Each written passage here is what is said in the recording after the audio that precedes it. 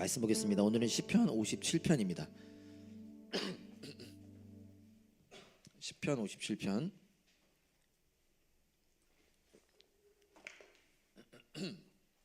제목이 좀 길죠? 제목 한번 읽어볼까요? 다 같이 시작.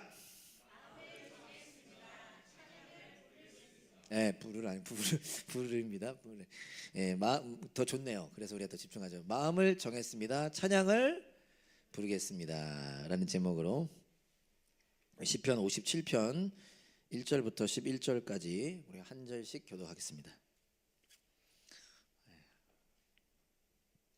시편 57편 1절부터 11절까지. 제가 한 절, 여러분들이 한 절, 세번역 버전으로 읽겠습니다. 다윗의 시죠. 집중해서 한번 읽어보겠습니다. 참으로 하나님, 나를 불쌍히 여겨주십시오. 불쌍히 여겨주십시오. 내 영혼이 주님께로 피합니다. 이 재난이 지나가기까지 내가 주님의 날개 그늘 아래로 피합니다.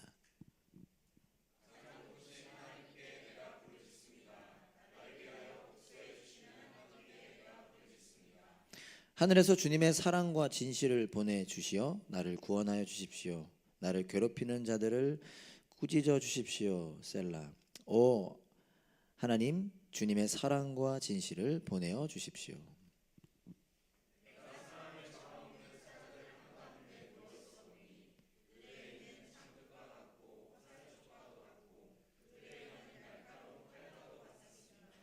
하나님, 하늘 높이 높임을 받으시고 주님의 영광을 온 땅 위에 떨치십시오.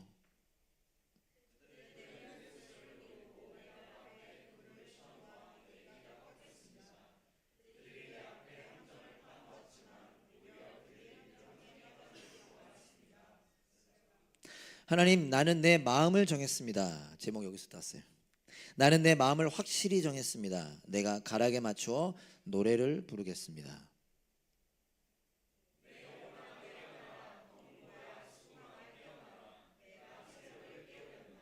주님, 내가 만민 가운데서 주님께 감사를 드리며 뭇 나라 가운데서 노래를 불러 주님을 찬양하렵니다.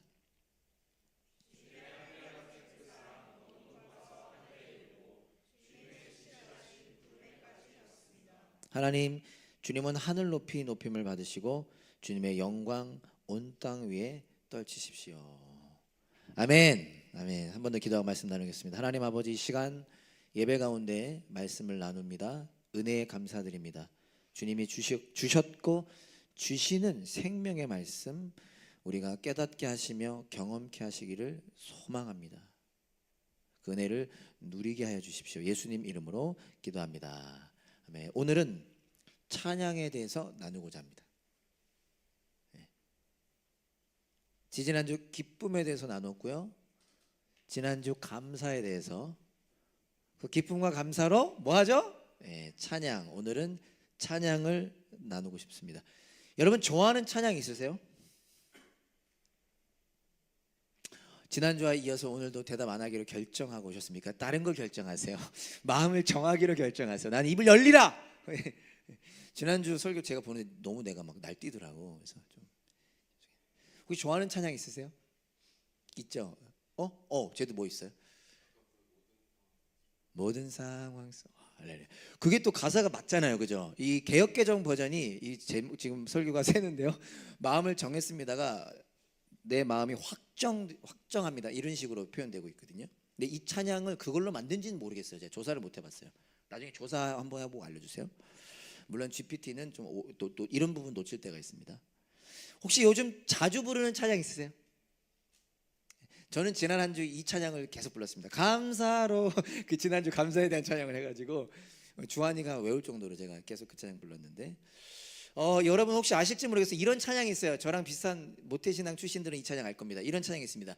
찬송을 부르세요. 요즘 키를 좀 높게 잡네요. 찬송을 부르세요. 모르세요? 놀라운 입니다. 찬송. 이런 찬양이 있어요. 찾아보니까 누가 만들었는지는 안 나오더라고요. 작사 작곡 미상이더라고요. 오늘부터 어떤 소망으로 말씀을 준비했냐면요, 오늘부터 좀 소심하게 이번 한 달, 남은 한 해 더 소심하게 오늘 하루라도 우리 담없는 교회가 찬송을 부르기를 원하는 마음으로 말씀을 준비했습니다. 이유는 간단합니다. 방금 제가 부른 예전 찬양이죠. 놀라운 일이 생기기 때문이에요. 오해하지 마시고 찬양을 주문처럼 외우자라는 것이 아니라 찬양은 노래와는 다르다고 표현한다면 하나님의 말씀, 하나님의 은혜를 담아서 만든 그 찬양을 부를 때, 우리의 입술로 찬양을 부를 때 우리의 귀가 듣고 우리의 영혼이 듣는 시간들을 통해서 놀라운 일이 생기기 때문에 오늘 제가 이 말씀을 준비했습니다. 그러면서 어떤 떠오르는 두 가지 장면이 있었어요. 제가 예전에 설교했던 부분들이라 본문을 읽고 이렇게 그 성경 말씀을 읽거나 제가 이렇게 자세히 다루지는 않겠지만 두 가지의 장면이 떠올랐습니다. 여러분도 한번 생각해 보셨으면 좋겠고, 모르는 분들이 있다면 오늘 말씀을 마치고 한 주 정도 꼭 그런 시간을 가져보시길 권면하는데, 그 성경 말씀 좀 읽고 은혜를 누리셨으면 좋겠습니다. 구약에 하나 신약에 하나 떠오르는 장면이 있었습니다. 첫 번째 장면은 뭐냐면요, 여호사밧이라고 하는 왕이 이스라엘을 다스릴 때 어떤 일이 있었냐면, 여호사밧이라고 하는 왕이 이스라엘 다스릴 때 세 나라가 연합을 해서 이스라엘을 공격했어요. 암몬, 모압, 마온인가 헷갈리는데 이 세 나라가 연합 공격을 했습니다. 한 나라만 쳐들어와도 힘든데 세 나라가 함께 힘을 합쳐서 쳐들어왔거든요. 근데 그때 특이한 장면이 나타나는데, 이 여호사밧 왕과 함께 이스라엘 군대도 이제 싸우러 나갈 거 아닙니까? 쳐들어왔으니까 나가야 되는데 무엇을 결정하냐면, 전쟁터로 나가는 그 군대의 가장 앞에 가장 잘 싸우는 사람들을 세우는 게 아니라 찬양을 하는 사람들, 노래하는 사람들을 세웁니다. 그러니까 보통 군대가 막 이렇게 나갈 거 아니에요. 뭐 창병이면 이렇게 나갈 거 아닙니까? 활이면 이렇게 해서 방패 들고 가면서 뒤에서 활 쏠 거 아닙니까? 근데 이상하게 이스라엘 사람들은요, 그 창과 칼과 화살을 든 군인들 앞에 노래하는 사람들을 제일 앞에 세웁니다.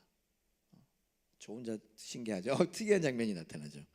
나중에 한번 꼭 보세요. 역대하 20장을 한번 나중에 꼭 살펴보세요.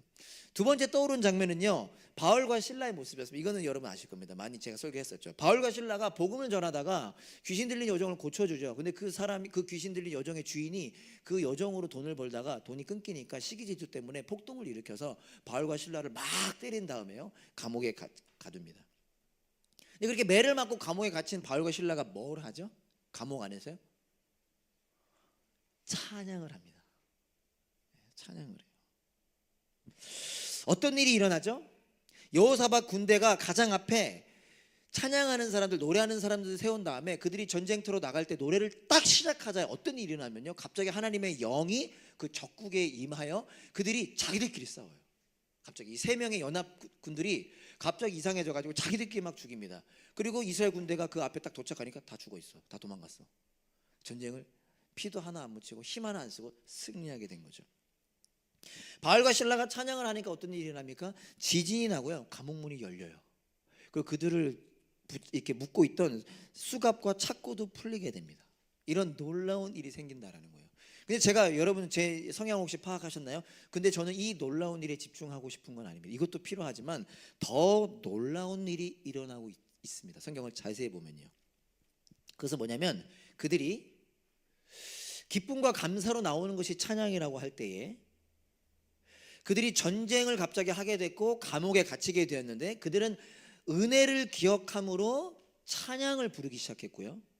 그리고 어떤 일이 일어나느냐, 감옥문이 열리고 전쟁에서 갑자기 저쪽 적군들이 자기들이 싸운 게 중요한 게 아니라, 그것도 중요하지만 더 중요한 건 은혜를 기억함으로 찬양을 했고, 찬양을 통해 어떤 일이 일어나느냐, 그 은혜에 사로잡히게 됐어요.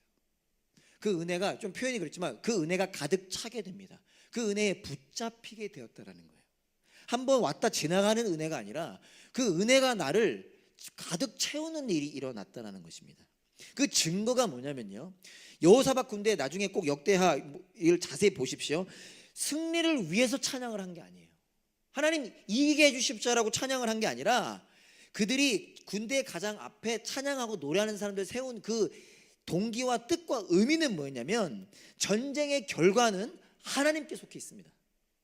여호사밧 왕이 기도하면서 그의 리더들과 나눈 내용이 뭐냐면, 이 전쟁은 하나님께 달렸다. 우리의 힘으로 저 세 명의 세 나라의 연합군을 이길 수는 없다. 근데 전쟁은 하나님께 속했다. 이 결과는 하나님께 달려있다. 하나님의 뜻이라면 우리는 반드시 이길 것이다. 예, 마음으로 그들이 찬양을 한 거예요. 그리고 찬양을 하는 순간 그 은혜에 사로잡힌 것이죠. 어떻게 그 앞에 찬양하면서 갑니까? 그 은혜에 사로잡혀서 하나님을 신뢰하고 하나님을 의지할 수 있게 되었던 것이죠.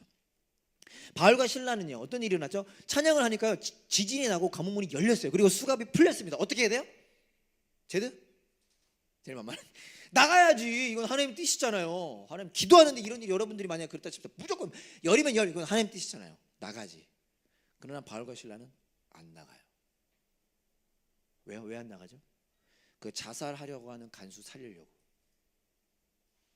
우리 여기 있습니다. 우리 여기 있습니다. 자살하지 마십시오. 우리 안 나갈 겁니다. 그러니까 옥문이 열린 게 중요한 게 아니라 그들이 은혜에 사로잡혀서 뭘 보게 된 거죠? 나가기만 바라본 게 아니라 한 영혼을 바라볼 수 있게 된 것이죠. 어떻게 이런 일이 가능하다? 찬양을 통해 은혜에 사로잡혔기 때문이라는 거예요. 제가 한 달 전쯤에 찬양에 대한 은혜를 더 사모하는 마음으로 어떤 목사님의 설교를 듣다가 듣게 된 예화인데, 제가 이분에 대해서 조금 알았지만 자세히는 모르는데 나중에 여러분들이 좀 더 좋은 정보들이 있으면 저에게 알려주십시오. 남궁옥 선생님이라는 분이 계십니다. 혹시 아세요? 몇 분 어르신 남궁옥 처음 들어보셨죠? 이분이 1876년에 태어나셔서 1939년에 소천하셨는데 감리교 장로님이기도 한, 대한제국 말기와 일제강점기, 우리가 쉽게 말하면 일제가 우리를, 일본이 쳐들어와서 우리나라를 지배했던 그 시대에 교육적 운동가, 계몽 운동가로 활동하신 분이 이 남궁옥 선생님입니다. 근데 그 당시에 우리나라가 어떤 모습이 팽배했다라고 기록되고 있냐면요, 다른 나라에 침략을 당했고 지배를 당했잖아요. 우리의 힘을 하나도 쓸 수 없는 때였잖아요. 지금 우리와는 거리감이 멀게 느껴질지도 모르겠지만요, 사회 곳곳에 우리는 할 수 없다라고 하는 패배주의, 체념, 허무 사상이 퍼지기 시작했대요. 그리고 이런 노래도 불렸다라는 겁니다. 허무가. 특별히 누가 이 허무가 노래를 부르기 시작했냐? 똑똑하고 미래가 찬란한 젊은이들이 우리는 인생은 끝났다라고 하는 의미에 담긴 이 허무가를 부르기 시작했다라는 거예요. 어느 날 이 남궁옥 선생님이라고 하는 분이 그 젊은이들이 이 허무가 노래를 부르는 것을 듣고 마음이 이렇게 아프게 됩니다. 그러면서 이런 표현을 하세요. 이 나라가 나라만 빼앗긴 것이 아니라 노래도 빼앗겼구나. 그래서 그분이 어떤 결정을 하기 시작하냐면, 그분은 빼앗기지 않았던 모양이에요. 이것을 내가 이겨내야 되겠다. 그래서 그분이 어떤 결정을 하냐면, 절망을 희망으로 바꾸기 위해서, 체념을 소망으로 바꾸기 위해서 노래를 만들기 시작합니다. 직접 노래를 만들어요. 그래서 1907년에 만든 노래가 뭐냐면, 혹시 여러분 이 노래 아세요? 삼천리 반도 금수강산이라는 노래예요. 모르세요? 이게 찬송가입니다. 삼천리 반도 금수강산 하나님 주신 몰라요? 이렇게 잘 부르는데도 모를 수 있단 말이야. 삼천리 반도 금수 하나님 주신 동. 제가 불러볼게요. 봄 돌아와 밭 갈 때니 사방의 일꾼을 부르네. 곧 이날에 일 가려고 그 누가 대답을 할까.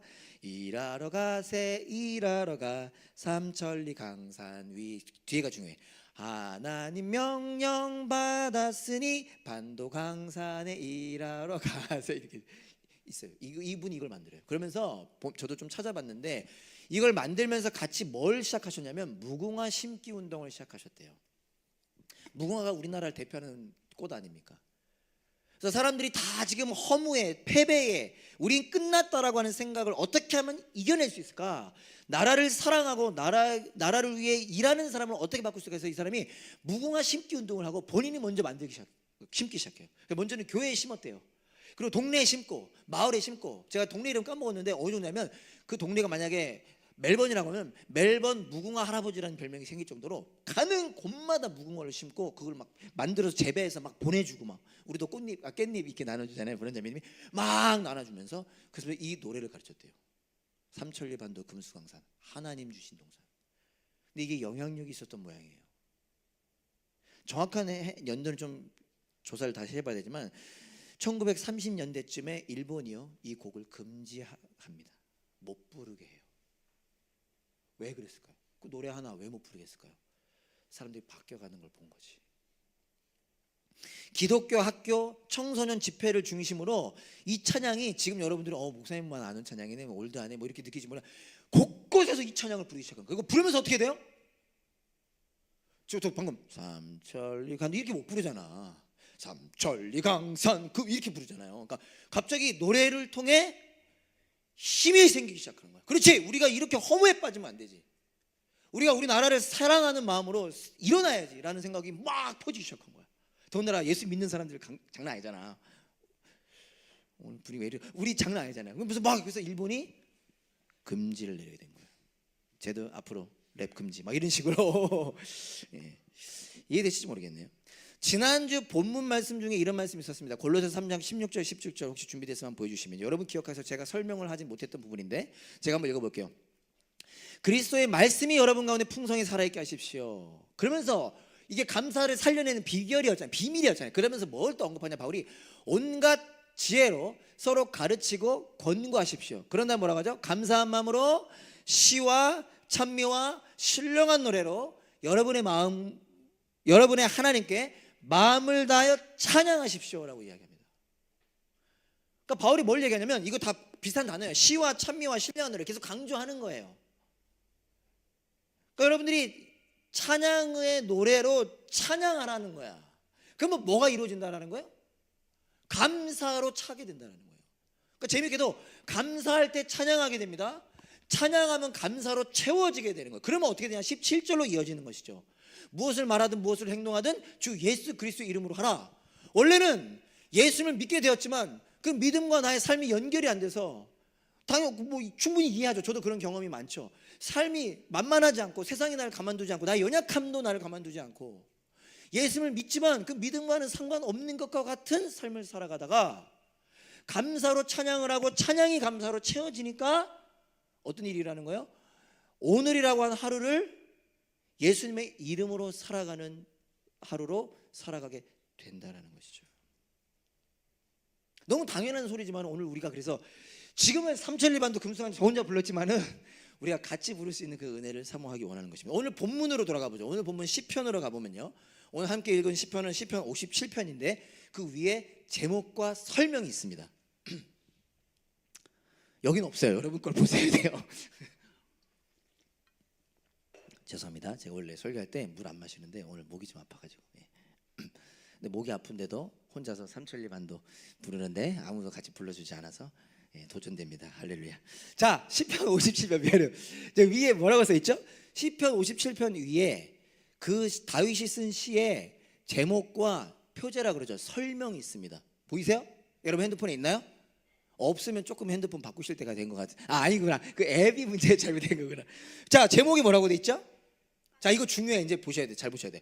환난 때의 찬양과 신뢰. 그러니까 환난인데 다윗이 기영아 잘 갔다 왔어?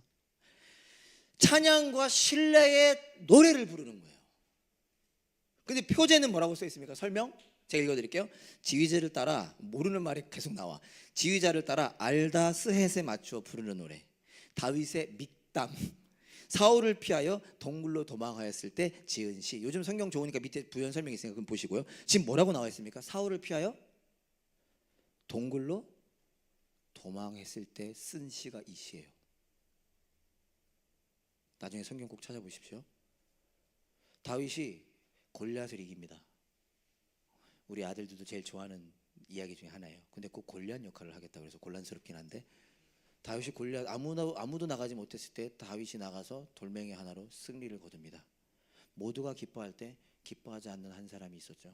사울입니다. 사람들이 이렇게 노래를 불렀기 때문에요. 사울은 천천히요, 다윗은 만만히로다. 자기보다 다윗을 더 좋아하고 높이는 것 같아서 사울은 가장 기쁜 소식이 옴에도 불구하고 그때 결정합니다. 다윗을 없애야겠다. 그래서 이스라엘에 있어서 왕은 이 이스라엘이라고 한 나라를 하나님을 예배하고 하나님을 사랑하는 나라로 만드는 역할을 하는 게 왕인데 사울은 그때부터 그 역할은 하지 않고요, 자기가 가진 모든 힘과 에너지를 동원해서 모든 힘과 그 관계들을 동원해서 다윗을 죽이는 데 씁니다. 비참하죠. 근데 사울이요 정말 최선을 다해서 다윗을 죽이려고 합니다.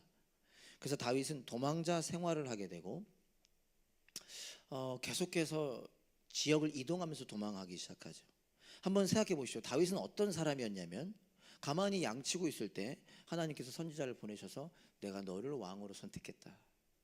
자기가 원한 것도 아니고요, 하나님이 직접 내가 너를 나의 양을 치는 목자로 세웠다라고 하나님 말씀하셨어요. 근데 그는 도망자 생활을 하게 됩니다. 얼마나 힘들고 아프고 혼란스러웠을까요? 한 번은 사울이 치밀하게 그를 잡으려고 왔기 때문에 잡히지 않기 위해서 동굴에 숨었습니다. 그게 오늘 시편 57편의 배경이죠. 사울이 죽이려고 하고 도망을 가다가 동굴에 숨었고 이 시를 만들었다라는 거예요. 근데 그때 다윗은 무엇을 했느냐?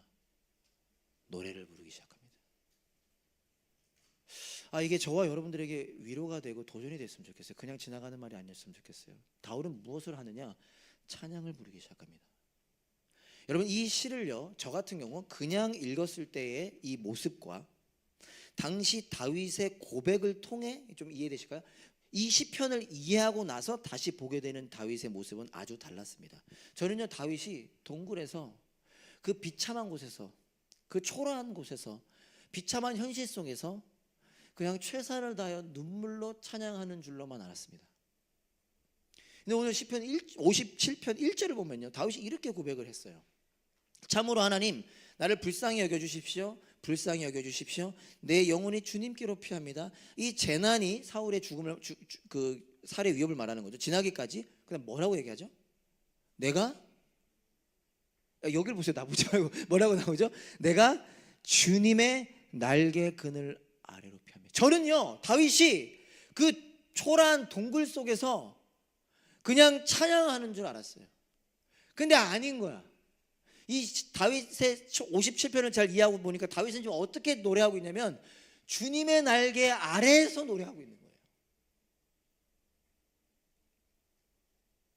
그는 동굴에 있었던 것이 아니라 주님의 날개 아래에 있었습니다.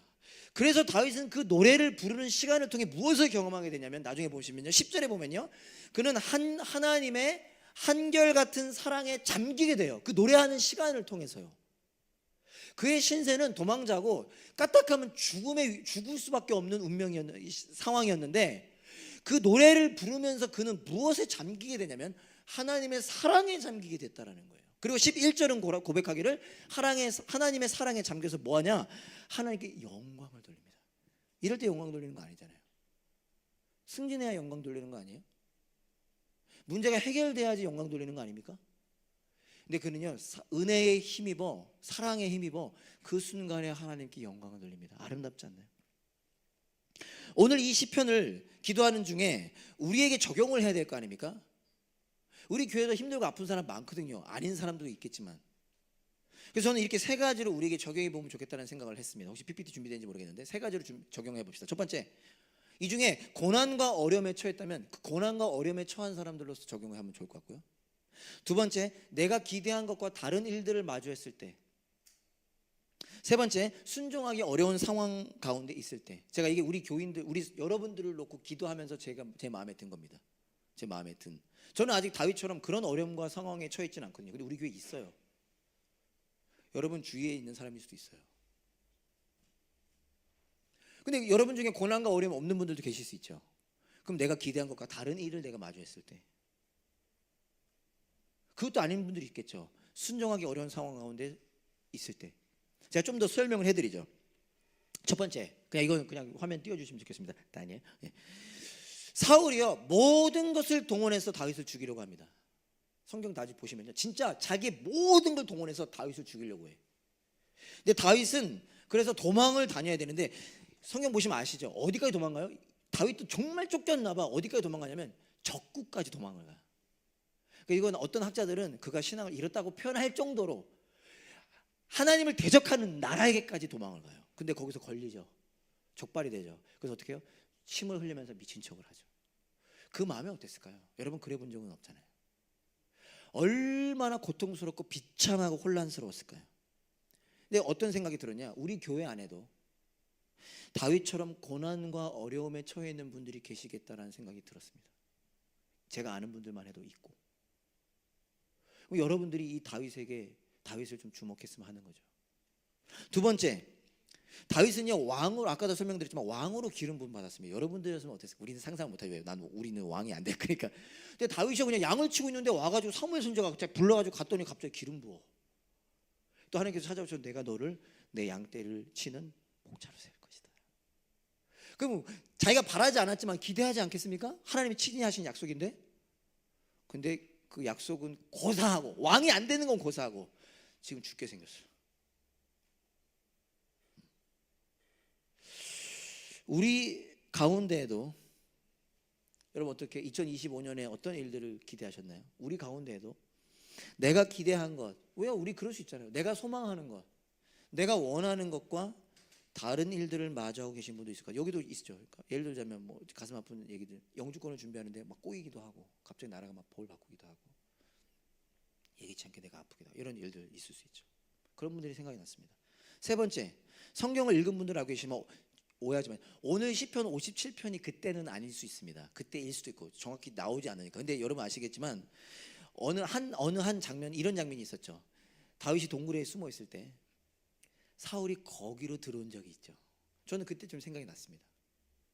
사울이 용변, 전문용어로 응가가 매려워서 동굴로 들어가야 돼. 그때 그러니까 그러면 더 다윗이 철행한 게, 그 당시 동굴은 어떤 곳이기도 했냐면 용변 보는 곳이었어요. 근데 다윗이 거기 숨어 있었는데 어느 날 시편 57편에 떼는지는 모르겠지만 두 중에 하나긴 하겠죠. 사울이 그 동굴로 들어옵니다. 그 응가를 자기 눈앞에서. 다윗은 그 뒤에 있어. 신하들이 뭐라고 하죠? 하나님의 때입니다. 저에게 명령만 하시면 단칼에 베겠습니다. 근데 다윗이 뭐라고 하죠? 아니, 난 사울을 죽이지 않겠다. 어떤 생각이 든 거냐면요, 여러분, 신하들은 절호의 기회라고 했습니다. 어려움을 해결할 수 있고 왕이 될 수 있는 순간이에요. 근데 다윗은 사울을 죽이지 않습니다. 그런 결정 내리는 게 쉬웠을까요? 우리 가운데 여러 가지 방법을 통해서, 여러 가지 길을 통해서 이것이 하나님의 말씀이고 마음인 것을 알지만 여러 가지 이유들로 순종이 어려운 분들 계시지 않습니까? 난 용서하고 싶지 않은데 용서하라. 이런 세 가지로 저는 추렸지만 여러 가지 상황 속에서요, 첫 번째로 우리가 어떻게 했으면 좋겠냐, 여러분 함께 아파하고 함께 눈물 흘리기 원해요. 함께 기도하기 원합니다. 그리고 오늘 무엇을 하기 원하냐면요, 너무나 어려울 수 있지만 오늘 다윗의 모습을 통해 우리가 도전을 받기 원합니다. 그리고 일어서기 원해요. 이 세 가지의 상황 속에 우리가 있다고 할 때에 그것이 너무나 쉽지 않겠지만, 그럼에도 불구하고 오늘 다윗에게 도전을 받고, 성령님이 도전 주셔야겠죠. 우리가 일어서기 원합니다. 이런 어려운 상황 속에서 다윗은 어떻게 살아냈는가, 무엇을 했는가. 7절 우리 다 같이 한번 읽어봅시다. 본문 7절 다 같이 한번 읽어봅시다. 오늘 본문 7절 혹시 볼 수 있나요? 50, 11, 다 같이 시작. 하나님, 나는 내 마음을 정했습니다. 나는 내 마음을 확실히 정했습니다. 내가 가락에 맞추어 노래를 부르겠습니다. 다윗은요, 나중에 시편 보시면 아시겠지만 그가 너무 힘들어서 뭐라고 얘기하냐, 사자들 가운데 있는 것 같다라고 말했어요. 그 자기의 기가 꺾였다, 이게 허리를 굽히다라는 의미인데, 개역개정에 보면 억울하다, 이걸 다른 말로 근심 가운데 있다라고 말해요. 그런데 그러한 어려운 시간 속에 다윗은 무엇을 하기로 결정을 했느냐, 마음을 정했는데 내 영혼이 확정되고 내가 오늘 결정합니다. 근데 뭘 결정하기로 하느냐, 불평하기로 결정합니다가 아니라 내가 하나님을 노래하겠습니다, 감사를 드리며 찬양을 하겠습니다라고 결정합니다. 우리가 기억하기 원합니다. 여러분, 찬양을 부를 수 있는 상황이라 찬양을 부르는 게 아니에요. 일이 잘 풀릴 때만 찬양하는 게 아닙니다. 찬양을 부를 수 없을 때 찬양을 부를 수 있고 불러야 한다는 거예요. 좀 더 강조하고 싶습니다. 저도 자격 없지만 아무것도 할 수 없을 때 무엇을 해야 되느냐, 찬양을 불러야 한다는 거예요. 왜? 그때 우리의 영혼이 깨어나고 우리가 회복되고 살아나기 때문이에요. 다윗이 마음을 정했습니다, 노래를 부르겠습니다 라고 다짐한 후에 뒤에 이어서 이렇게 얘기합니다. 8절에 제가 읽어볼게요. 왜 노래를 부르냐, 그 이유가 이어진 8절에 나옵니다. 내 영혼아 깨어나라, 검은과 수금아 깨어나라, 내가 새벽을 깨우겠다. 고난과 어려움이라고 하는 시간들이 우리를 어떻게 하냐면 우리를 잠들게 합니다. 에베소서에도 잠자는 자들아 죽은 자들 가운데서 일어나라, awake. 우리가 잠자는 것과 같은, 졸고 있는 것 같은 상태로 우리를 만든다라는 거예요. 근데 찬양을 하고 노래를 하면 어떤 일이 일어나느냐, 깨어나는 거예요. 깨어난다라는 거예요. 누구로서? 예수님의 자녀로서 깨어난다라는 것입니다. 그러면서 이런 말을 하죠. 새벽을 깨우란다. 내가 새벽을 깨우란다. 원래는 뭐죠? 새벽에 나를 깨우는 거죠. 물론 우리 아침형 인간들은 새벽에 안 일어나지만은 새벽이라고 하는 시간이 돼서 우리는 일어나는 거죠. 근데 다윗은 뭐라고 하죠? 내가 새벽을 깨우겠다. 무슨 말이죠? 오늘이라는 하루의 삶을 내가 결정하겠다는 거예요. 오해하지 마세요. 하나님이 결정하시는데 오늘 하루를 내가 고난과 어려움에 지배당하는 게 아니라 하나님이 주신 새로운 하루로 내가 살아내겠다는 뜻이에요. 내가 힘들고 어렵지만 은혜로 살아내겠다는 뜻입니다. 그게 새벽을 깨우겠다는 뜻입니다. 다윗은 무엇을 노래했을까를 간단히 살펴보고 말씀을 마치려고 합니다. 제가 좀 빨리 하는 거 이해해 주시고 시간이 좀 돼가지고요. 2절 한번 볼까요? 나중에 여러분 꼭 다시 한번 시편 57편 읽어보십시오. 오늘 통독 안 한 날이니까 시편 57편 꼭 읽고 주무십시오. 2절에 보면 이렇게 고백합니다. 가장 높으신 하나님께 내가 부르짖습니다.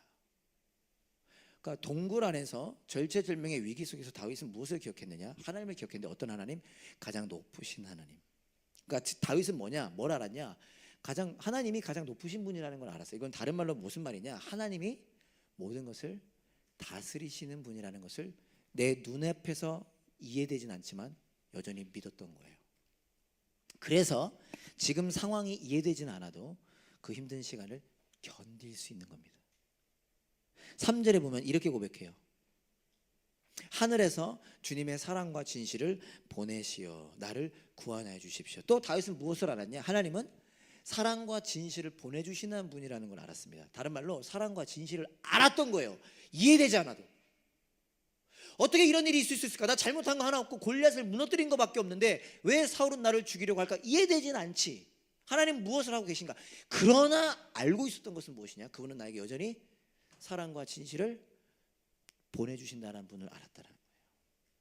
그래서 지금 상황이 이해되지 않아도 그는 그 시간을 견디고 하나님께 부르짖고 노래 부르기로 결정할 수 있었던 것입니다. 마지막으로 6절을 한 번 더 보죠. 6절에 보면 이렇게 고백합니다. 중간에 보면요, 제가 제일 밑에 보면 오히려 그들이 그 함정에 빠져들고 말았습니다 라고 나오죠. 그들이 내 앞에 함정을 만들어 놓았지만 그들이 함정에 빠졌다. 근데 여러분 이걸 자세히 읽어보면요, 아직 다윗은 쫓기는 신세예요. 그러면 그 사울이라고 할 때 그들이 함정에 빠져들었습니까? 안 들었습니까? 아직 빠져들지 않았어. 아직 멀쩡해 사울은. 그래서 이걸 학자들은 뭐라고 표현하느냐? 어려운 말로 예언적 과거 시제라고 표현합니다. 그러니까 뭐냐면 아직 이루어지지 않았지만 그것이 이루어질 거라고 하는 확신을 통해 다윗이 이렇게 노래를 부르는 거예요. 다시 말하면 현실은 바뀐 것이 없지만 여전히 사울은 기세등등하게 자기를 죽이려고 하지만 다윗의 마음에는 어떤 확신이 있었느냐? 악인들의 결국이 무엇인지, 하나님께서 악을 어떻게 심판하실 건지에 대한 확신이 있었다는 거예요. 이게 여러분에게 도움이 될지 모르겠는데 거기서 나온 다윗의 노래의 핵심이자 내용이 뭐냐? 10절 11절입니다. 이게 다윗이 노래 동굴에서 부른 노래죠. 우리 함께 읽어봅시다. 10절 11절 다 같이 다시 한번 읽어봅시다. 10절 11절 10절 11절 시작. 주님의 한결같은 그 사랑 너무 높아서 하늘에 이르고 주님의 진실하심 구름에까지 닿습니다. 하나님, 주님은 하늘 높이 높임을 받으시고 주님의 영광 온 땅 위에 떨치십시오. 그러니까 다윗이 하나님이 어떤 신분인지를 기억했습니다. 가장 높으신 분, 사랑과 진실을 보내주시는 분, 반드시 의인을 안아주시고 악인을 심판하시는 분. 그리고 그는 동굴에서 마음을 결정합니다. 내가 노래를 불러야겠다. 그 부른 노래가 이것이죠. 하나님의 사랑은 너무 높아서 하늘에 닿고 오늘 본문에는 없습니다. 너무 깊어서 바다에 이릅니다. 이게 다윗의 노래라는 거예요. 그리고 다윗은 그 하나님의 사랑에 잠기게 되는 것이죠. 여러분, 이것이 우리에게 어떻게 해당이 될까요? 우리가 어떻게 연결이 될까요? 여러분들도 힘들고 어려운 삶을 살고 계시지 않습니까? 우리가 어떻게 연결이 되죠? 바로 예수 그리스도, 그분으로 연결이 되죠. 저도 가끔은 왜 이런 일이 일어나는지 다 알 수 없습니다. 왜 우리 사랑하는 식구들, 그 목사님의 소식도 왜 이런 일이 왜 일어났을까? 그러나 또 머리로 이해는 되지 않아도 확신할 수 있는 것이 있으니 그것이 무엇이냐? 나를 사랑하사 나를 위하여 자기 자신을 버리신 예수 그리스도. 그분의 사랑이 얼마나 높은지 하늘에 닿고요, 얼마나 깊은지 바다에 닿습니다. 예수님께서 나를 위하여 죽으심으로 하나님 나를 얼마나 사랑하시는지가 그 십자가 위에서 확증되었다라는 것입니다. 그리고 우리가 오늘 알기 원하는 것은 지금도 부어지고 있다라는 것입니다. 그래서 오늘 함께 기억하기 원해요. 그리고 결정하기 원합니다.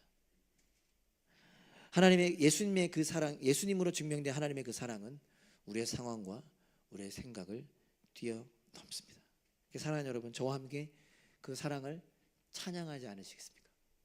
그 사랑, 아멘. 그 사랑을 노래하지 않으시겠습니까? 그때 우리가 은혜로 깨어나고 은혜에 사로잡히는 일들이 일어나게 될 줄 믿습니다. 옆 사람에게 한번 이렇게 용기를 내서 격려해 볼까요? 우리 함께 찬양을 부릅시다. 다 같이 일어나셔서 함께 찬양하면 좋겠습니다. 우리.